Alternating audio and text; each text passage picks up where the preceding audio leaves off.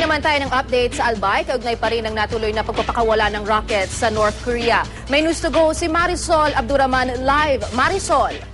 Lala, ilang minuto pa nga lang ang nakalilipas ng tuluyan ng i-lift nitong Office of Civil Defense dito sa Bicol Region.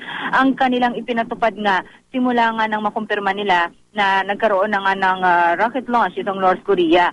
Pero agad din nila itong, hindi na agad actually kasi Lala, kahit pa nakumpirma na nga nila, na nagpumalya nga itong isinagawang rocket launch ay hindi nila agad inilift. Ilang minuto pa lang ang nakalilipas nang i-anunsyo nga ng OCD na wala nang no sailing at no fishing policy. So ibig sabihin, malayang-malaya na ulit ang ating mga kababayan, particular na nga dito sa Bicol Region, na mangisda at maglayag. Alam mo Lala, natutuwa hindi lamang ang mga taga-OCD, yung mga binabanggit natin na Quick Response and Recovery Team dahil nga sa hindi nga natuloy ang operasyon na ito ng North Korea.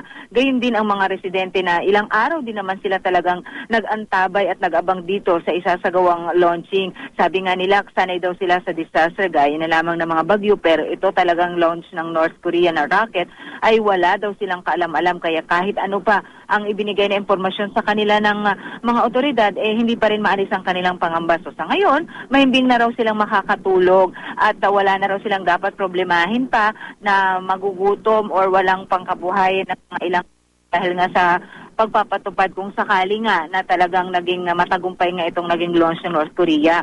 Sa ngayon, Lala, binaba na ang alert status ng RDRRMC dito. Pero hindi pa naman pinaparecall yung mga QRT na maagang ang dineploy sa iba't ibang lugar dito sa Bicol Region. Kasama na nga dyan ang Catanduanes. But I think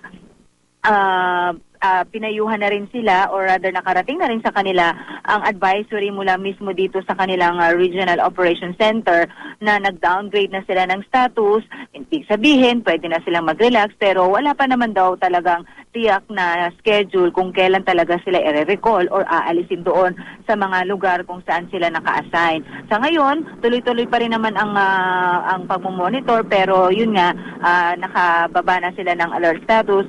Baka raw anytime ngayong oras, baka ibaba na nila ito sa white alert status. Lala? Sabihin Marisol, para malinaw ay back to normal na ang buhay ng mga tao riyan at malaya ng makakapangisda ang mga mangingisda dyan sa mga oras na ito. Marisol?